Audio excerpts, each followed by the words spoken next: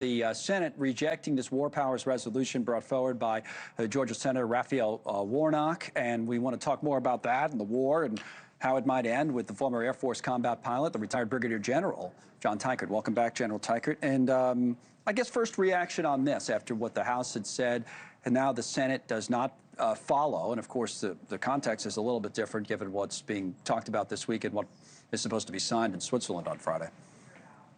Connell, I think it's important, especially in a week like this, that the president has the latitude necessary to negotiate the terms from the strongest possible position. And I would have feared that the acceptance of this resolution in the Senate would have tied his hands and hindered his ability to make sure the MOU, in whatever shape it takes, is in the best possible position for the United States going forward. What about that MOU? Do you have real concerns, as the former vice president just said to Julia that he has about it?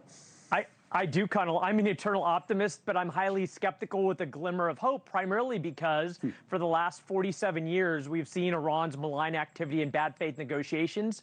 But maybe more importantly, 10 weeks ago, when we entered into the ceasefire that we're in now, there was one and only one precondition, and that was a no strings attached opening up of the Strait of Hormuz, and Iran never followed through on that. And I'm very fearful going forward in whatever the deal is, that Iran will continue to backslide and negotiate in bad faith and delay like they traditionally do. Yeah, the CIA director is reportedly, fearful of that as well in terms of the backsliding, not living up to their end of the bargain. So let me ask it to you this way. Is the president on course to kind of like take the L, as people say, on this strategically? Or is there still an argument to be made, depending on how things are negotiated, that this could be a United States strategic victory? Connell, I really want to see the wording in the MOU, and I think there's three components that could make it a win if they are structured properly. And number one is, if indeed it is a performance-based deal, which means Iran does not get the major benefits of the deal without demonstrating substantial compliance to the deal.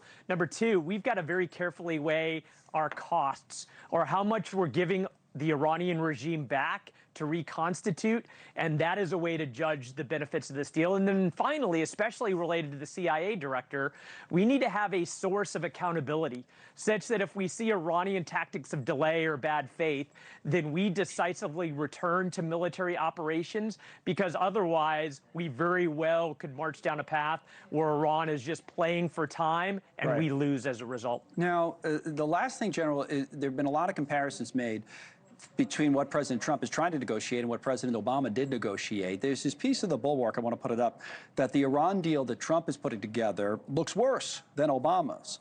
But I'm glad he made it. As someone who had a front row seat to previous negotiations with Iran, having served as President Obama's ambassador to Israel, and this is from Daniel Shapiro, I can unequivocally say that from the U.S. perspective, this is a very weak deal. But it is also a necessary deal. And more importantly, it was the least bad available alternative. What about that part of it, least bad?